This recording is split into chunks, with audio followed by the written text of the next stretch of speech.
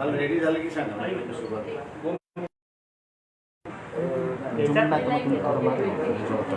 यायचं सगळ्यांनी मला येणार रोल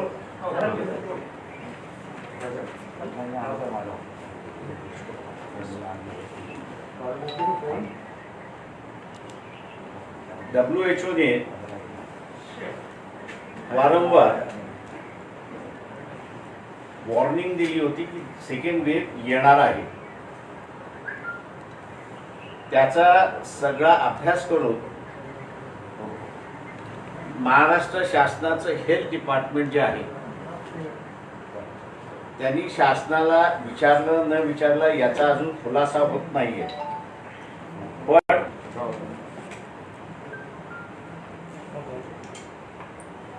11 नोव्हेंबर 2020 ला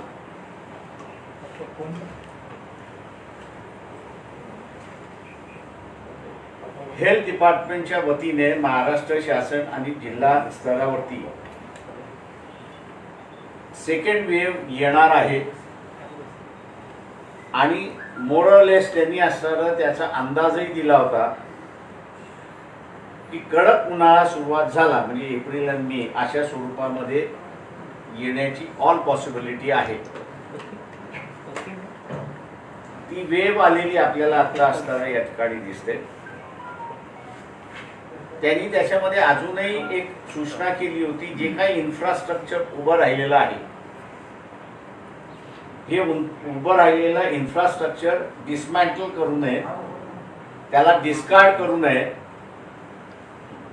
ज्यावेळेस सेकंड वेव्ह येईल त्यावेळेस याची आपल्याला गरज लागेल. परंतु महाराष्ट्र शासनाने दुर्दैव मी असं म्हणेन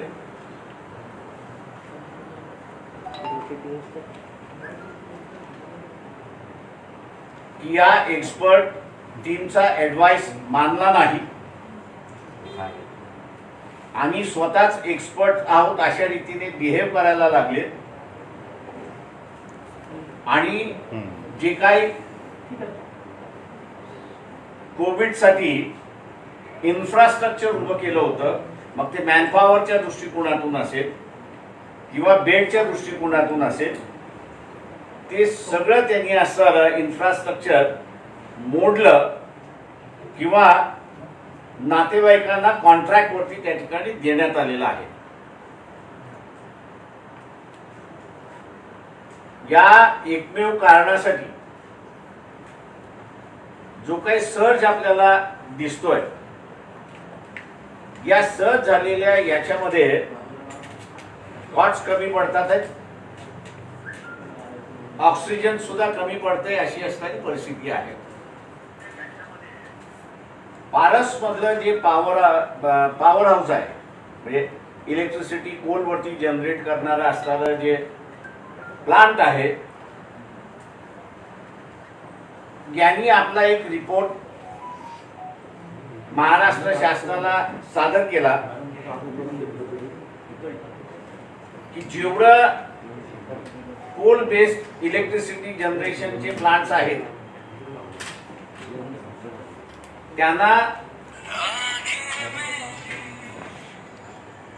त्यांना जर असणारं ऑक्सिजन प्युरिफाय करणारे इन्स्ट्रुमेंट्स हे जर प्रोव्हाइड केले. पारस तर जसं आहे भुसावळचं आहे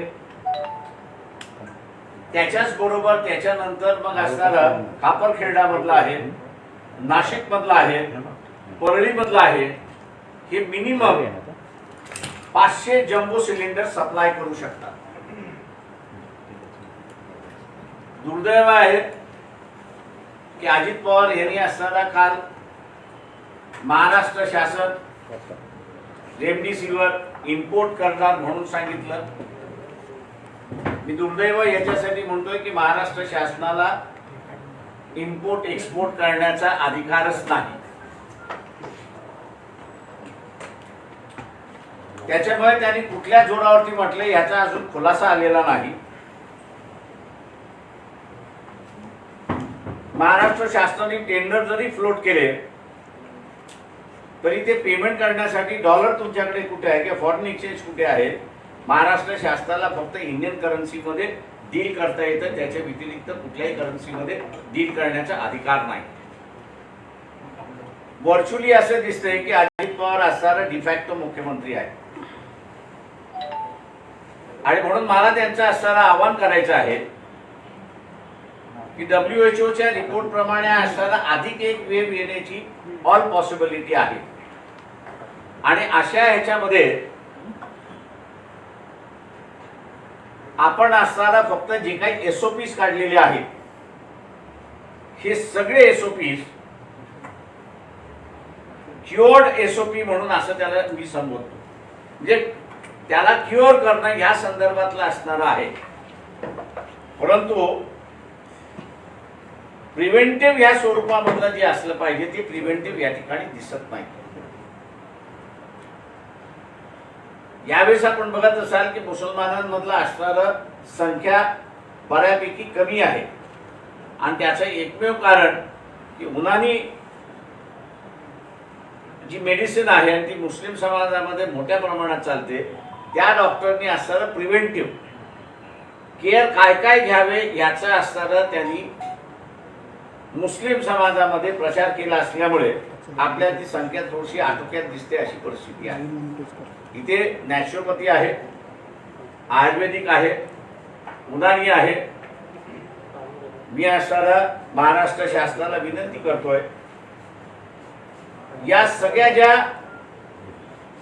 मेडिकल ब्रांच आहेत यांच्याशी पासून प्रिव्हेंटिव्ह केअर म्हणजे कोविड होणार नाही याचा केअर घेण्यासाठी काय काय आहे. शासनाने फक्त 2च प्रिव्हेंटिव्ह केअर या ठिकाणी टाकले, तो म्हणजे मास्क आणि फिजिकल डिस्टन्सिंग. याच्या पलीकडे आपल्याला कुठेही काही दिसत नाही. तर हे प्रिव्हेंटिव्ह मेजर्सचा शासनाने प्रचार केला तर मी असं म्हणेन की संख्या जी वाढताना दिसते ती आपल्याला कदाचित वाढताना या ठिकाणी दिसणार नाही. दुसरं, रेमडेसिवीर वरती आता असणारं ऑल्टरनेटिव्ह मेडिसिन्स त्या ठिकाणी जाहीर झालेले आहेत, आलेले आहेत. त्याच्यापेक्षा ही संख्या वाढेल असं आपण धरून चालू, कारण डिझास्टर मॅनेजमेंट म्हणून आपण बघतो, त्याच्यामुळे ही संख्या डबल होईल असं आपण त्या ठिकाणी धरून चालतोय. अशा वेळेस परदेशातून ऑक्सिजन येणार किती? आज आपल्याकडे इंग्लंड पाठवतोय, जर्मनी पाठवतोय, अमेरिका पाठवतोय आणि सौदी अरेबियाचे कमिटमेंट आपल्याला आलेले आहेत, पण ते फार फार महिना 2 महिना चालतील अशी परिस्थिती आहे. तेव्हा या देशांकडून भारतने एक प्रपोजल पाठवलेला आहे की आम्हाला असताना आमच्याकडचं निघणारं ऑक्सिजन हे प्युरिफाय करणाऱ्या मशिनरीज आम्हाला जर प्रोव्हाइड केल्या तर दिवसाला 500 जम्बो जेट्स ऑक्सिजन सिलेंडर आम्ही असताना प्रोव्हाइड करू शकतो. अकोला कलेक्टरनी ते असताना प्रपोजल घेऊन महाराष्ट्र शासनाला पाठवलेलं आहे. मी शासनाला म्हणेन की एकाच फारसचं बघण्याच्या ऐवजी खापरखेरडा हे उत्तर विदर्भाला त्या ठिकाणी बघू शकतं, पारस जे आहे ते खालच्या विदर्भाला बघू शकतं, भुसावळचं जे प्लांट आहे ते जळगाव, नंदुरबार आणि औरंगाबादला बघू शकतं, नाशिकचं जे प्लांट आहे ते नाशिक, मुंबई, ठाणा या भागाला असताना प्रोव्हाइड करू शकतं आणि परळीचं असणारं जे पॉवर प्लांट आहे ते अख्ख्या मराठवाड्याला त्या ठिकाणी बघू शकतं अशी परिस्थिती आहे. कारण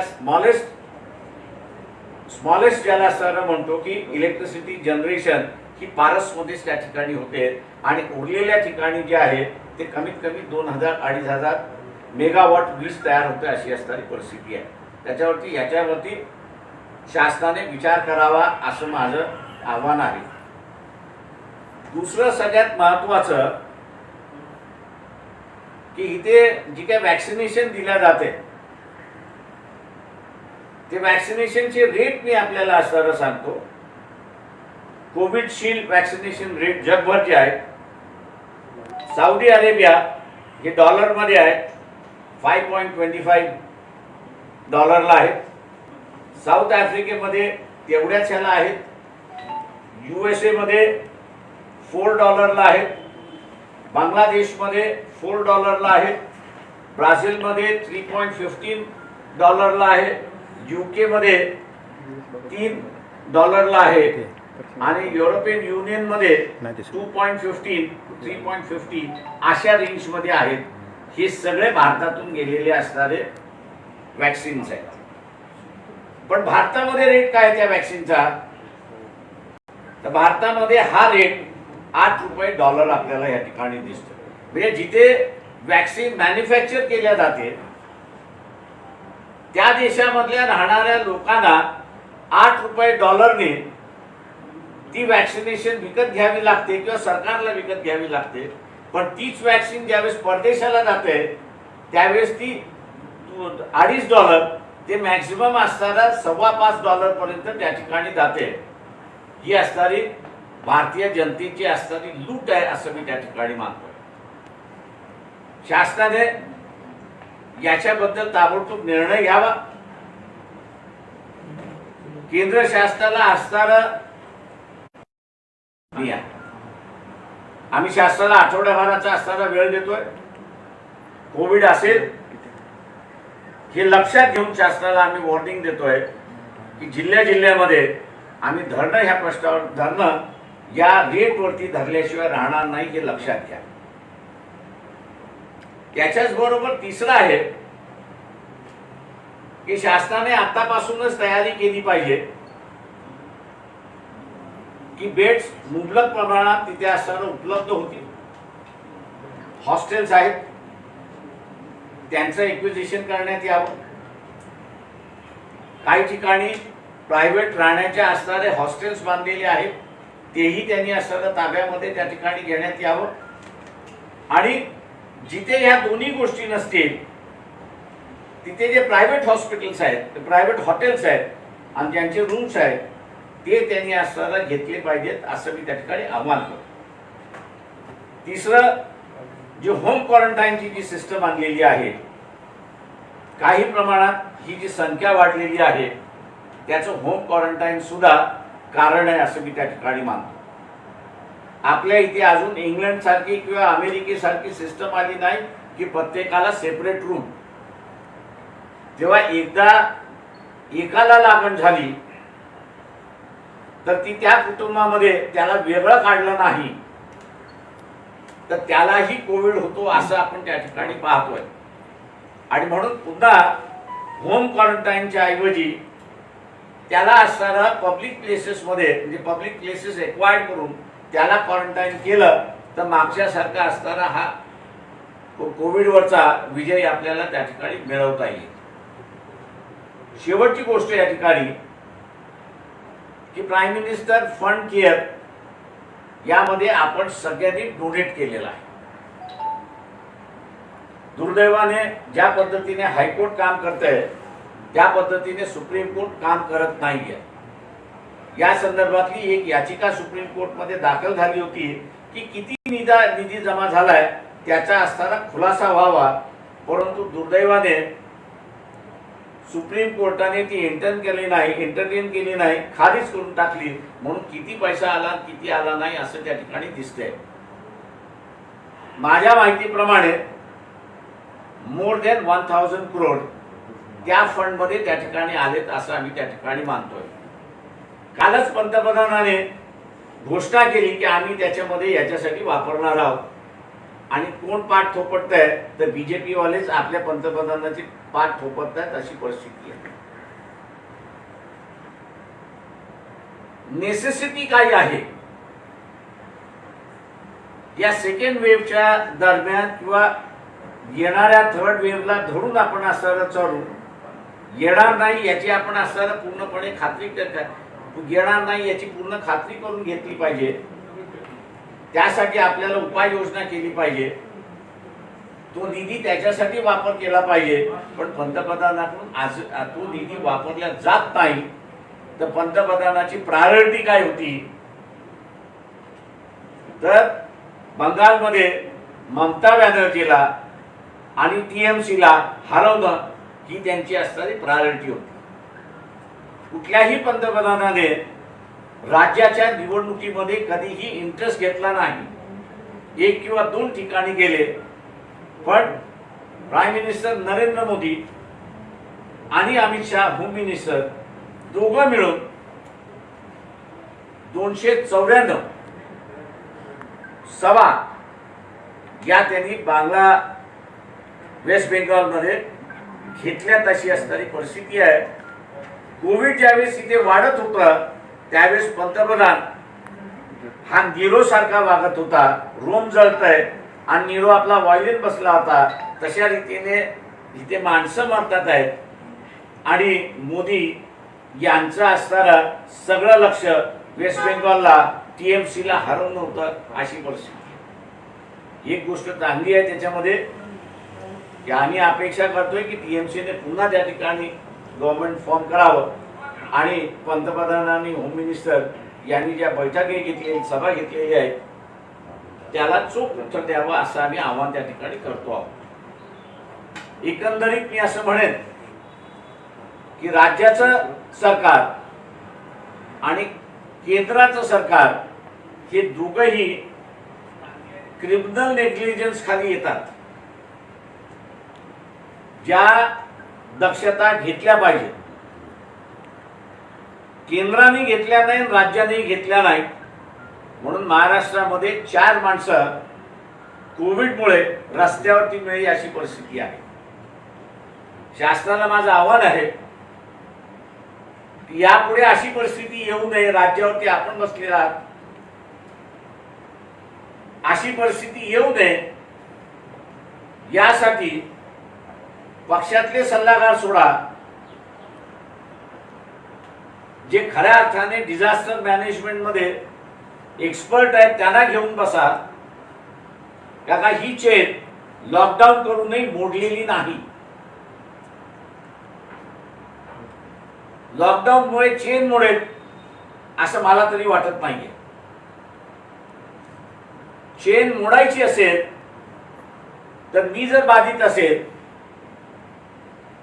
तर मी कोणाकोणाला भेटलो, ते कोणाकोणाला भेटले, ज्यांच्या भेटीगाठी झालेल्या आहेत त्यांना असणारं जर आपण तपासलं आणि त्यांना मॉनिटरिंग केलं तर ही चेन ब्रेक होऊ शकते हे आपण लक्षात घ्या. लॉकडाऊनमुळे फार फार तर त्याची इंटेन्सिटी कमी होईल एवढंच फक्त मी त्या ठिकाणी मानतो.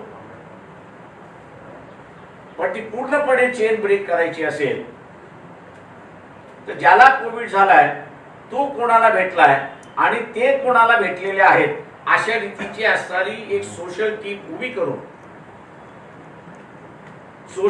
उभी करून त्यांच्यावरतीच केंद्रित पूर्णपणे असणारा सरकारने लक्ष केलं तर इथली असणारी चेन मिटू शकते अशी असणारी परिस्थिती आहे. या कामामध्ये दुर्दैवाने शासनाने जी एसओपी काढलेली आहे त्याच्यामध्ये नगरसेवक, आमदार, खासदार, माजी आमदार, माजी खासदार यांना कुठलाही रोल नाही.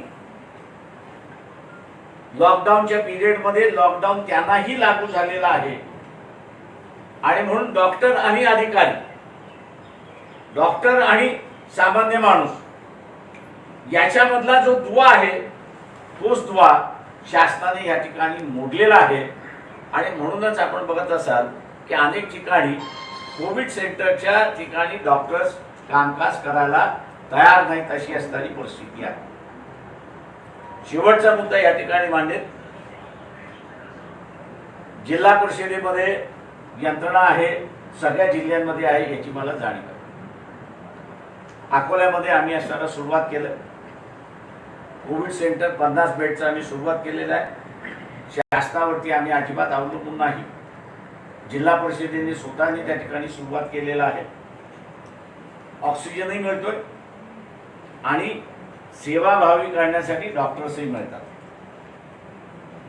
त्यांना मानधन पाहिजे, ट्रीटमेंट दिले तर फार चांगलं, नाही दिलं तर मानवतेची सेवा म्हणून आम्ही आमचं असणारं करायला तयार आहोत. तेव्हा शासनाने ही जी इलेक्टिव्ह रिप्रेझेंटेटिव्ह सिस्टमला पूर्णपणे या कोविडच्या ह्याच्यामध्ये बाहेर ठेवलेला आहे. त्यांना इन्व्हॉल्व्ह करून घ्यावं. त्यांचा ॲडमिनिस्ट्रेशनवरती सुद्धा पगडा असतो आणि लोकांवरती सुद्धा असतो आणि डोनर क्लास आहे त्याच्यावरती सुद्धा असतो. तेव्हा अत्यंत चांगल्या रीतीने गव्हर्नमेंटच्या बरोबर तेही एक वेगळं सेंटर या ठिकाणी उभं करू शकतात. जी काही माहिती आहे, भीती म्हणून मी असताना कोणाला सांगत नाही. प्रिव्हेंटिव्ह केअर घेतलं तर माझ्यासारखी लोक होऊ शकतात. फक्त एवढंच आहे की दिलासा देण्याची असणारी गरज आहे. वर्तमानपत्रातून दर दिवशी ज्या काही बातम्या येतात, टीव्हीवरनं बातम्या येतात, दुर्दैवाने ते असणारं एकदम भयावह चित्र त्या ठिकाणी करत आहे.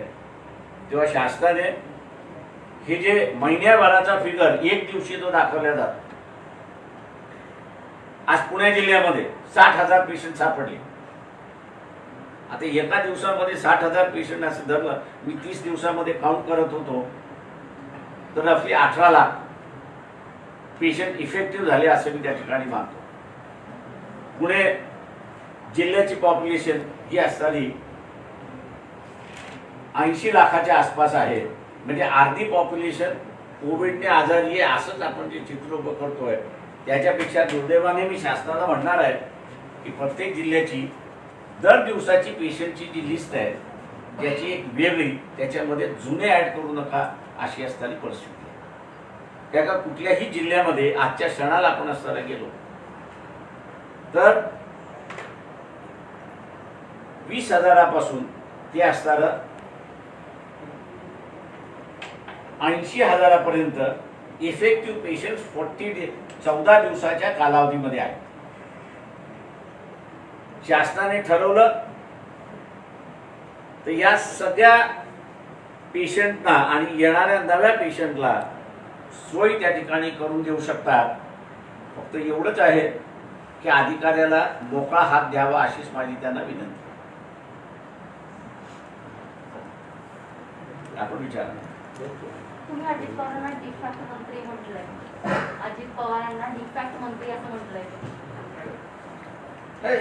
मुख्यमंत्री तेच मला दिसतात आहेत. मला मुख्यमंत्री कुठे दिसतच नाही. दुर्दैवाने काही महत्वाच्या गोष्टी जाहीर करायच्या असतील तर अजित पवारच जाहीर करतात.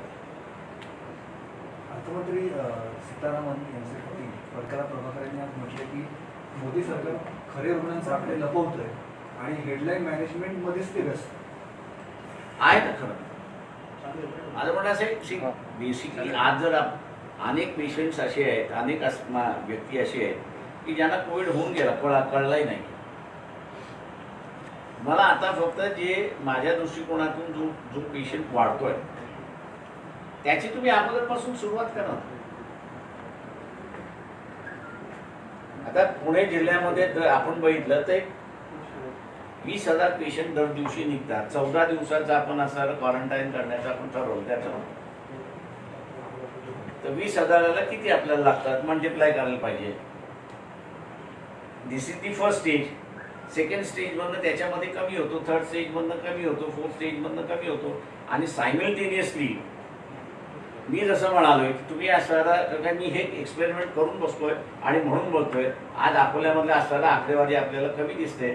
त्याचं कारण कलेक्टर, मी, तिथले असणारे आमदार आणि तिथले अधिकारी यांनी बसून आम्ही असणारा तो प्लॅन केला.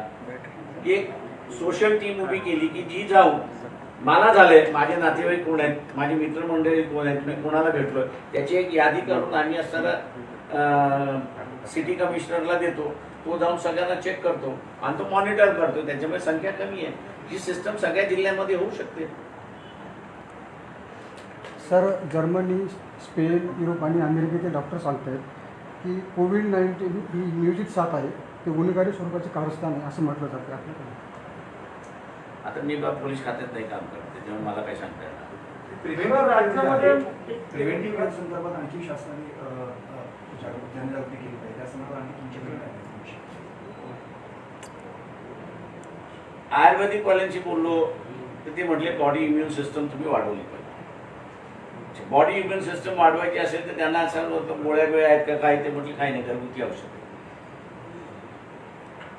त्याच्यानंतर उन्हानी जे आहेत त्यांनी असं सुरुवात केली मुस्लिम समाजामध्ये, कारण त्यांच्या इतर ठिकाणी ते उन्हानीवाल्याला कोणी विचारतच नाही. तिसरं आहे हे नॅचरोपॅथीवाले.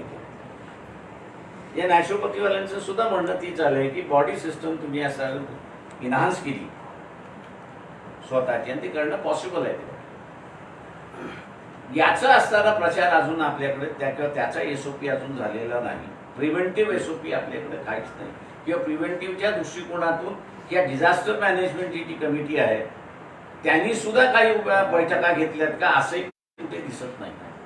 आता आपल्या महाराष्ट्रात बरेच प्रिव्हेंटिव्ह असेल, इम्युनिटी बुस्टर आणि क्युरेटिव्ह या तिन्ही गोष्टी एकत्र असणाऱ्या आयुर्वेदाचं खूप चांगल्या पद्धतीने आपल्या भारतीय संस्कृतीचं पण ज्ञान आहे, पण त्याचा वापर ॲलोपॅथी सोबत का केला जात नाही त्याचा? आता हे सरकार म्हणतो मी मागणी करतोय त्याच्यामध्ये की बा प्रिव्हेंटिव्ह मेजर्सचा तुम्ही आता प्रचार करायला सुरुवात करा. राज्यामधील सत्ताधाऱ्यांमध्ये वेगवेगळे मतप्रवाह दिसत आहेत. लसीकरण मोफत करण्यावर फडणवीसांनी सांगून टाकलं की राज्यात मोफत लस दिली जाईल, मात्र तशा पद्धतीची कुठली चर्चाच झाली नाही. आता वेगवेगळ्या पद्धतीच्या प्रतिक्रिया येत आहेत. तुम्ही कसं बघता या सगळ्या गोंधळाला? ट्विटही झालं होतं ते, नंतर लगेच ट्विट डिलीट पण झालं या संदर्भात. ते माझं सरळ म्हणणं आहे की मी आज असताना तुम्हाला रीत सांगितलं की भारतातून ज्या लसी इतर देशामध्ये गेल्या त्यांचा रेट काय आणि भारतामध्ये जी लस तयार होते त्याचा रेट काय, याला सर्वस्वी ब्लेम मी असं प्राईम मिनिस्टरला देतो. त्यांनी सिरम इन्स्टिट्यूशनला येऊन त्या इन्स्टिट्यूशनला एक असणारा कोणी व्यसन घालू शकणार नाही अशा स्थितीमध्ये आणून बसवलेलं आहे आणि म्हणून रेट आपल्याला दिसतोय केंद्र शासनाला एक आणि सामान्य लोकांना असताना ज्यावेळेस विकल्या जाते त्यावेळेस 1200 विकल्या जाते. जर गव्हर्नमेंटला 150 रुपयाने देणं त्यांना परवडत असेल तर मग तोच रेट सामान्य माणसाला का दिला जात नाही? मग त्याच्यावरती मुख्यमंत्री का बोलत नाही? त्याच्यावरती मग अजित पवार का बोलत नाही? त्याच्यावरती मग पंतप्रधान का बोलत नाही? त्याच्यावरती मग असणारा होम मिनिस्टर का बोलत नाही? याच्यामध्ये सुद्धा सर्वसामान्य माणसाचं ओपिनियन हेच होतं की टक्केवारी असली पाहिजे, त्याच्याशिवाय हा डिफरन्स ऑफ रेट असणार नाही. राज्यात रेमडेसिवीर औषधावर राजकारण रंगते, जे देवेंद्र फडणवीस यांना जमते ते इतरांना जमत नाही असं होते. परंतु सर्वसामान्य लोकांना औषध ते मिळत नाही, ब्लॅकने विकत घ्यावं लागते. ते प्रश्न असा आहे त्याच्यामध्ये की जो काही स्टॉक होता तो बाहेर जाणार होता. पोलीसवाले आम्हाला सांगतात आम्ही तो बाहेर जाणारा थांबवला आणि लीडर ऑफ दी ऑपोजिशन ज्यांना आम्ही पकडलं त्यांना सोडवण्यासाठी आले. आता त्याच्यातलं तथ्य काय हे बाहेर कधी पडणारच नाही. म्हणजे जसं मुकेश अंबानीच्या समोर घरामध्ये जिलिटीन सापडला, हा बाजूला गेला, वजे मेन आला, पण तो जिलिटीन ठेवल्या का होत्या? इकॉनॉमी डिस्टर्ब करायची होती. याच्यामध्ये लोकांना भेटत नाही रेमडेसिवीर, 30,000 रुपयाला विकत घ्यावं लागते आणि सरकारचं अपयश वाटतं. प्रश्न असा आहे त्याच्यामध्ये गव्हर्नमेंटने एक व्हाईट पेपर काढणं गरजेचं आहे की तुम्ही हे किती एक्सपोर्ट करता. तर काही लोकप्रतिनिधी हे स्वतःच्या खर्चाने खासगी विमानातून रेमडेसिवीर आणून जनतेला उपलब्ध करून देतात. एकीकडे आपण म्हणतो की त्याला एक सेंट्रलाइज सिस्टीम आहे, दुसरीकडे लोकप्रतिनिधी म्हणतात की कारवाई झाली तरी मी वाटणार. कसं बघता तुमचे? प्रश्न असा एक लक्षात घ्या की आम्ही असं कोविड सेंटर सुरुवात केलं, गव्हर्नमेंट पुढे येत असतं, मग तिथे ऑक्सिजन लागतं, त्याच्यानंतर ते हवेतून हे संपलं तर हवेतून असं ऑक्सिजन निर्माण करणारं मशीन आहे, 2-2.5 तास चालते. ते मग असं डोनर ह्याच्यात आम्ही सगळं म्हटलं तुम्ही चालू करायला तयार तर आम्ही सगळं तुम्हाला आणून देतो. शेवटी असं आहे की तिथला माणूस जगला पाहिजे, त्याचा कन्सर्न ते त्याच्या माणसाशी आहे. त्याच्यामुळे तो म्हणतो गव्हर्नमेंट तुम्हाला जेलमध्ये टाकणार टाक, मी ताब्यामध्ये घेणार आणि सुरुवात करणार. त्याच्यामध्ये त्यांनी काही गुन्हा केला असे मी मानणार नाही. इथे गव्हर्नमेंटचं प्रचंड मोठं फेल्युअर आहे. मी पहिल्या दिवसापासून असणारा मुख्यमंत्र्यांना विनंती करतोय की डिझास्टर मॅनेजमेंटची एक बैठक आठवड्याला तुमची झाली पाहिजे. दुसरं जे आहे त्याच्याबरोबर हा जो विरोधी पक्ष जे आहे लहान मोठा असेल, माझं म्हणणं असं आहे तुम्ही त्यांचा असणारा वापर करा, कारण शेवटी ते लोकांमध्ये दर दिवशी असतात. दोन्ही गोष्टी झालेल्या नाहीयेत. आंदोलनाचा तो इशारा दिला आहे तुम्ही कोणत्याच मुद्द्यावर राहते ते आंदोलनाचं आंदोलनाचं या इंजेक्शनाच्या याच्यावरती लसीकरणाच्या याच्यावरती आहे. कोण 1200 रुपये देणार आहे त्याच्यामध्ये? कोणाला परवडणार आहे? पंढरपूरमध्ये सध्या कोरोना वाढतोय आणि त्याचं खापर हे कोरोना लोकांनाच फोडलंय. आम्ही सांगितलं लोकांना की त्यांनी मास्क बांधू द्या, परंतु ते तसेच आले असं सांगितलं त्यांनी. शेवटी काय झालं, तिथं कोरोना लोकांमुळेच वाढतो असं त्यांनी शेवटी सांगितलं. माझं म्हणणं असं आहे, कोरोना जरी तिथे वाढत असला तरी आज अधिकृतरित्याने सांगू शकतो की पंढरपूरमधलं असणाऱ्या मंदिरांचे जे प्रमुख आहेत त्यांनी सरळ सांगितलं आहे की तुम्ही आम्हाला परमिशन द्या, आम्ही इथे तुमची आम्हाला मदत नको आहे. आम्ही 1000 बेडचं हॉस्पिटल या ठिकाणी कोविड सेंटर उभं करू शकतो, तुम्ही आम्हाला परमिशन द्या. का देत नाही? तर प्रचारादरम्यान मोठी गर्दी झाली. अजित पवार म्हणतात की लोकांमुळेच वाढला. खरं त्यांनी सभा घेतल्या त्याला लोकांची गर्दी झाली. अशी तुम्ही सभा घेतली आणि तुम्ही बोलवले त्याच्यामध्ये एक याच्यामध्ये मी असं म्हणतो की मागच्या सारखं तेच वेट या ह्याच्यामध्ये नाही अशी परिस्थिती.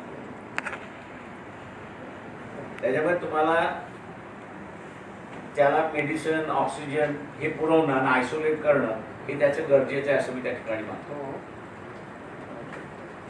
सर, अनिल देशमुखांवर आता गुन्हा दाखल झालेला आहे. याच्यामध्ये आघाडीचे मंत्री म्हणतात की कोरोनावरचं लक्ष विचलित करण्यासाठी केंद्राने हा सगळा दावा आणलाय.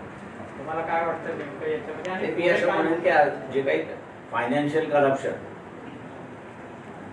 जे काही झालेलं आहे तो मी नाही असं मी त्या ठिकाणी मानतो. मी आता असताना मानतो याच्यामध्ये की तू 15 दिवस पोस्टपोन सुद्धा होऊ शकतो इश्यू. त्या सगळ्या याच्यामध्ये तुमची सगळी एनर्जी जी आहे माणसं वाचवण्यामध्ये गेली पाहिजे असंच मी त्या ठिकाणी मानतो. राज्याला हव्या त्या प्रमाणामध्ये लसीचे डोस ते उपलब्ध होत नाही. पुण्यातलं जर उदाहरण घेतलं तर 2 दिवस लस मिळाली नाही म्हणून लसीकरण केंद्र जी आहेत ती बंद ठेवावी लागली होती. काल रात्री 35,000 डोस आले, ते 2 दिवस पुढचे इतकेच आहे.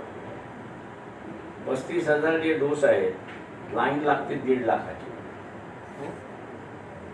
त्याच्यामुळे ती 2 दिवस डॉक्टर्स म्हणतात आहेत कारण का ते पेशंटला घेऊन बसणार आणि त्याच्यामध्ये मुळात माझं म्हणणं असं आहे की जसं इंग्लंड असेल रशिया असेल यांनी प्रायोरिटी म्हणून सांगितलं की आमची लोक वाचवणं ही आमची प्रायोरिटी आहे आणि ते संपल्यानंतर मग त्यांनी असताना जगामध्ये इतर देशांना लस देण्याचं असताना त्यांनी हे केलंय. भारताने ही पहिल्यांदा भूमिका का घेतली? आता ही जी सगळी देशांचे नाव मी वाचलेले आहेत त्या सगळ्यांना भारताकडूनच लस प्रोव्हाइड करण्यात आलेली आहे.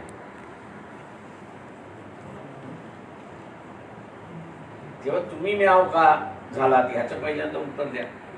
एकूणच या सगळ्या सिच्युएशन मध्ये आपण बघतो की सगळे काही व्यवहार किंवा काही कंपनीची जे दबाव आहे, कंपनीचे चार्ज जे आहे, कंपन्यांचे जे औषध आहे किंवा अनेक गोष्टी करायच्या केंद्राच्या अखत्यारीत आहेत, राज्याला काय अधिकार? अशा वेळेस असं नाही आहे. माझं म्हणणं असं आहे की महाराष्ट्र शासनाने लक्षात घेताना HCL आणि हाफकिन मुंबई मधलं हे का बंद केलं? महाराष्ट्र शासनाने बंद केलं. वे तुमच्याकडे इमर्जन्सीसाठी असणाऱ्या 2 इन्स्टिट्यूशन्स रिसर्च इन्स्टिट्यूशन्स आहेत आणि औषध प्रोड्यूस करणारे इन्स्टिट्यूशन्स आहेत ते महाराष्ट्र शासनाने बंद केल्या ना. आजच्या सिच्युएशन मध्ये काय अधिकार राज्याला केंद्राने आवश्यक वाटतंय? कशाबद्दल? एकूणच सगळं करा रेमडेसिवीर बसून तर सर्वच. माझं म्हणणं असं आहे की राज्य काय करणार? शेवटी असताना तुम्हाला ज्या मेडिसिन्स प्रोव्हाइड करायच्या आहेत आणि ज्या कमतरता आहेत अख्ख्या सगळ्या हाफ ऑफ दी फॅक्टरीज हे उत्तराखंडमध्ये आहेत. आज त्यांची कॅपॅसिटी जी आहे ते डबल करण्याची कॅपॅसिटी आहे. प्राईम मिनिस्टर उत्तराखंडच्या मुख्यमंत्र्यांना सांगून ज्याची ज्याची गरज आहे तिथल्या त्या कॅपॅसिटीज वाढवून तुम्हाला असताना गोळ्या मिळू शकतात ना. अनयुटिलाइज कॅपॅसिटी किती आहे ह्याचा सुद्धा व्हाईट पेपर गव्हर्नमेंटने काढावा. ही मॅनमेड सिच्युएशन आहे असा माझा सरळ सरळ आरोप आहे शासनावर. थँक्यू. वेळात तुम्ही